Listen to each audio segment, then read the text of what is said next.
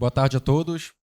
Muito obrigado aí pelo KCD, por estar me dando a oportunidade de estar falando aqui. Essa minha palestra é sobre gerenciando milhares de cluster Kubernetes, usando o Cluster API e sem uma stack de monitoramento. Eu já começo dizendo que o título é um pouco de clickbait, né? Porque a gente usa sim a stack de monitoramento, mas não é tradicional. A gente não usa Prometheus, Grafana, as ferramentas mais comuns. Eu vou explicar como é que a gente faz aqui. Antes disso, um pouco mais sobre mim. Eu trabalho como DevOps Engineer na SciSelf. A gente está desenvolvendo uma plataforma de Kubernetes para trazer Kubernetes a clouds que não têm serviços gerenciados. Nosso foco principal atualmente é na Hetzner. Eu curso Sistemas de Informação no Cefet RJ, campus de Nova Friburgo. Bom, se vocês quiserem me achar no LinkedIn, esse nome aí, eu sou o único que tem. Então entrem no meu site, hats.xyz, lá tem todos os meus links, mas eu não tenho muitas redes sociais, não. Bom, então eu vou começar explicando brevemente o que é Cluster API. Alguém aqui sabe o que é? Já usou Cluster API? Beleza.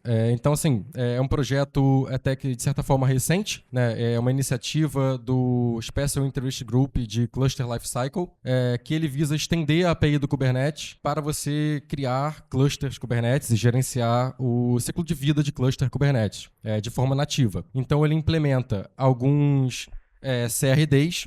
Exemplo, o cluster que você consegue criar através disso, um cluster Kubernetes usando a própria API do Kubernetes, né? Você pode imaginar assim como você cria um deployment que vai gerar um container, você cria um objeto do tipo cluster que vai gerar um cluster na sua plataforma de cloud.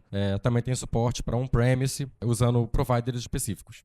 E o que o Cluster API ele cobre? Toda a parte do ciclo de vida do cluster. Então, o provisionamento, ele também dá suporte para escalabilidade. Quando você quer fazer a atualização, ele também cobre essa parte. Caso tenha algum, por exemplo, algum erro no cluster, você também consegue, o Cluster API vai gerenciar parte disso, mas ele não cobre, por exemplo, o versionamento, o desenvolvimento. Tem uma série de coisas que você tem que se preocupar quando você está criando um cluster Kubernetes que não é coberto pelo Cluster API. Ele não é uma ferramenta que funciona out of the box. É necessário que você tenha um time com especialização para conseguir gerenciar.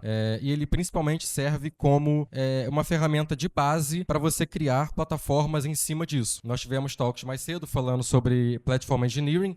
O Cluster API ele é uma ótima ferramenta para servir como base para esse tipo de plataforma.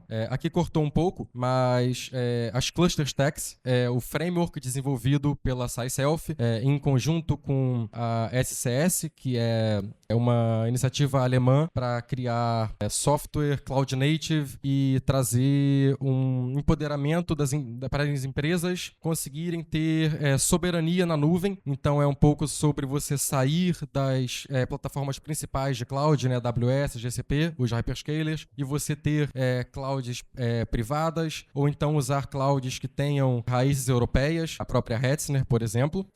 A gente desenvolveu esse framework, os Cluster Stacks, que visa cobrir todo o restante das coisas pertinentes ao gerenciamento de um cluster que o Cluster API não cobre. Bom, então o que são as Cluster Stacks? De forma breve, é uma forma de você empacotar a configuração de um cluster, incluindo add-ons, por exemplo, um CNI. Se você quiser ter um CSI ali também, você consegue jogar isso nas Cluster Stacks. As imagens de máquina, então, tanto o sistema operacional que você está instalando, como a configuração dele, firewall e os cluster templates, que são os manifests do Cluster API. Então, ele também empacota não só a configuração do Kubernetes, do nó do sistema, mas também da Cluster API, simplificando tudo. E, bom, como se parece uma Cluster Stack quando você vai usar? Isso daqui é o CRD, Cluster Stack, e você pode pensar nisso como uma Dockerfile para um cluster Kubernetes. Quando você aplica isso num cluster, o operator, o Cluster Stack Operator, ele começa a preparar o provider.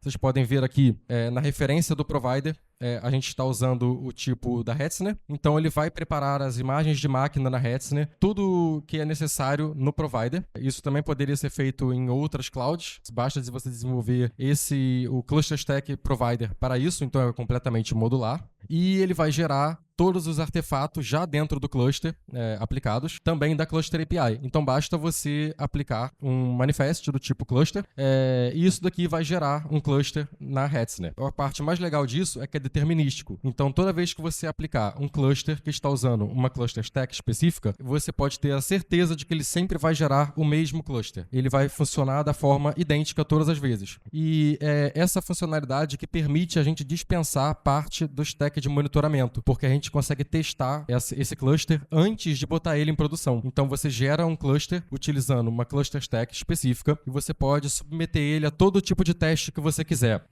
E depois que você liberar ele para o público, para ele funcionar em produção, como você já testou ele, você cobrindo ali certos casos, edge cases, você vai ter um cluster muito mais sólido do que se você provisionar, por exemplo, utilizando scripts de Bash ou KubeADM. Bom, então falando um pouco mais da parte de monitoramento, o Control Plane, ele não mantém, por exemplo, uma comunicação com o Kubelet no sentido de remediação. Ele tem um heartbeat com o Kubelet e, por exemplo, se esse nó aqui falhar, muitas pessoas podem pensar que o Kubernetes vai fazer coisa X ou Y, mas na verdade ele apenas vai sinalizar que esse nó ele está com algum problema. Depois, uma série de outras coisas precisam acontecer. O reroteamento de rede, para, por exemplo, aquele nó não receber mais tráfego, fazer o rescheduling dos pods para outro nó, e essa parte é normalmente coberta pelo Kubernetes, mas com o Cluster API, os Cluster Stacks, você consegue fazer outras coisas. Exemplo, dar um reboot no nó. Se for, por exemplo, uma máquina bare metal, você consegue reprovisionar ela e tem uma estratégia, você consegue configurar a estratégia de remediação deste nó. Então, você adiciona a capacidade de self-healing no seu cluster. Caso um nó falhe, o sistema sabe como recuperar esse nó. Isso, por exemplo, adiciona certas vantagens quando você compara com o Terraform. Se você cria um cluster com o Terraform, ele vai apenas ser alterado quando você der um apply novamente. Se nesse meio tempo o estado tiver algum drift, alguém, por exemplo, deletar um nó no painel, o Terraform não vai reagir, apenas na próxima vez que aquela pipeline rodar, por exemplo.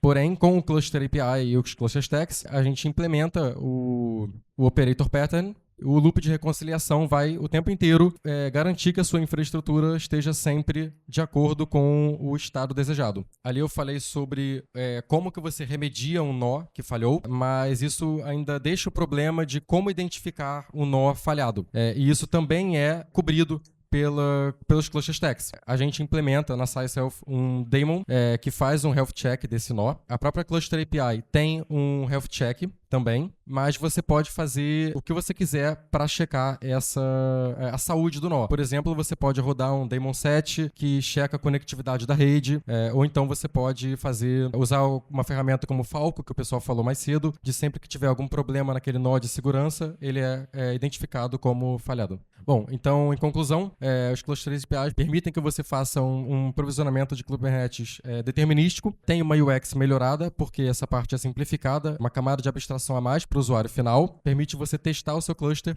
antes de colocá-lo em produção e introduz monitoramento nativo com self-healing. Muito obrigado.